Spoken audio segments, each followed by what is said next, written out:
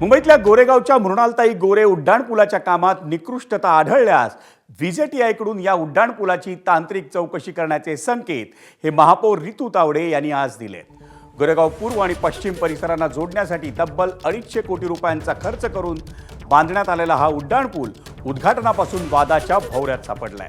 त्यामुळे महापौर रितू तावडे यांनी या उड्डाणपुलाची आज पाहणी केली।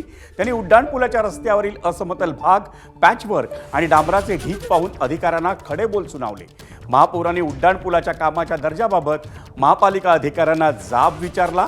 त्यामुळे आता उड्डाणपुलाच्या कामाच्या गुणवत्तेवर मुंबई महापालिकेची नजर असल्याचं दिसून आलं।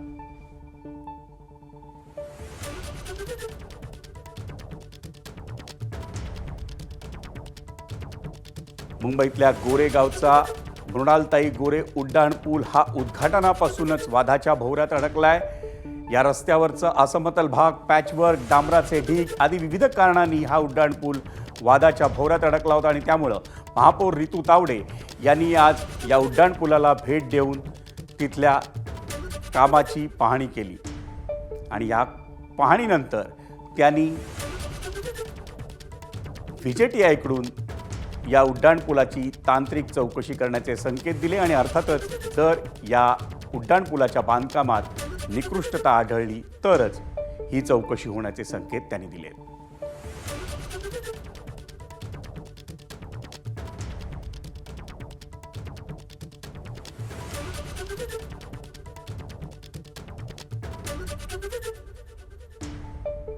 ही जी टेंडर कॉस्ट झाली आहे तर आपण जर बघायला गेलं तर हा कार्यकाळ कोविड असेल किंवा ह्याच्यामुळे हा लांबलेला आहे, तर त्याच्यामुळे ही टेंडर कॉस्ट वाढली असेल।